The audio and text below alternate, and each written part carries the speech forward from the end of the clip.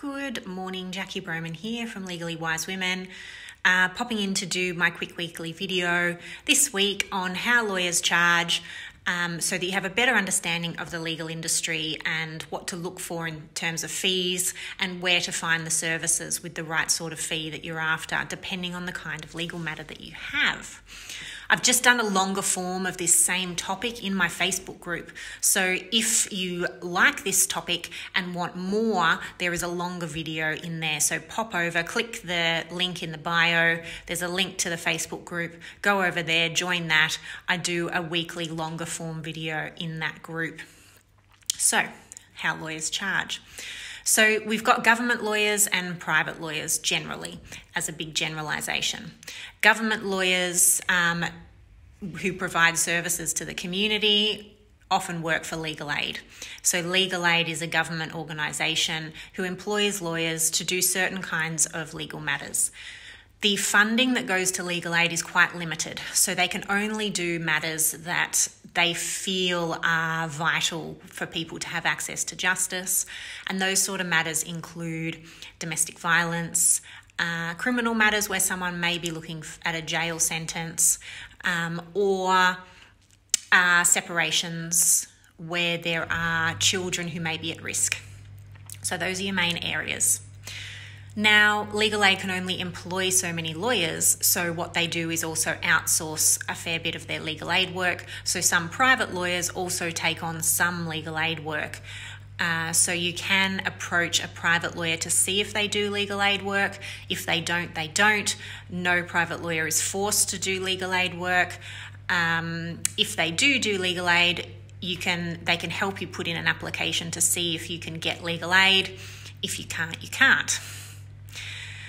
Then another group of firms, I guess you can call them, who have funding from the government are community legal centres. So they are funded primarily by the government. They also do some fundraising. They employ some lawyers directly. They also have a whole lot of lawyers who volunteer for them. Quite often those volunteer lawyers are young junior lawyers. But there are, as I said, some employed lawyers, and they generally have far more experience, particularly in the kinds of law that come into community legal centres. Again, because community legal centres are limited to the amount of money that they have to fund people, they have a means test. They will stick to certain areas of the law, those particularly needy areas, and also the more vulnerable people in the community. So you can try your women's legal services in each state. They will usually give you at least initial advice for free, but then maybe not be able to take your matter on. Then you have looking towards the private sector. So providing legal advice is a business, just like providing accounting services is a business. So majority of lawyers are actually in private arrangements with private firms that charge clients for their services. There are no win, no fee lawyers. They generally work in areas where there is an insurer that is likely to pay out. So your work cover, your TAC claims, those sort of claims like that. Understand that a no-win, no-fee lawyer often charges a higher rate, and they often don't take your matter on unless they're fairly certain that they're going to win. So you may even be better off finding a lawyer who charges on a fixed fee or a different scale, because you might end up being charged less if your matter is fairly certain to win.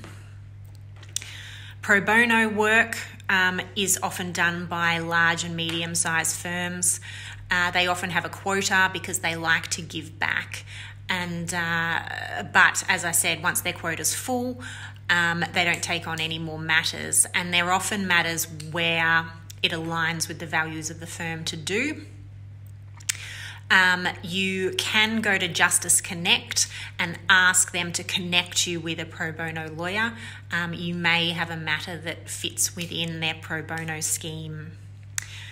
Otherwise, then you're just looking at private legal firms and how they charge generally fit into three different categories. You have fixed fee, you have hourly rates, or you have value billing. So those should be fairly self-explanatory. Fixed fee is a fixed quote for a certain type of work or a scope. If the scope changes, the fee changes, but at least you've got certainty around what the quote is. For hourly rates, you just pay for what is needed to be done. And that is sometimes where you get some bill shock because you're not anticipating how much work there might be involved. But sometimes that also suits, particularly businesses often employ lawyers still on an hourly rate basis because they can see an itemised invoice and they understand the work that is getting done. So there you go, a quick summary. I hope that's helpful. As I said, I've done a video about 3 times as long in the group if you want to jump over there. If you want to have access to any of the resources that I've mentioned or to referrals to my connections for fixed fee lawyers, jump on into our free community and I can point you in the right direction. Have a great week. I'll catch you next Monday.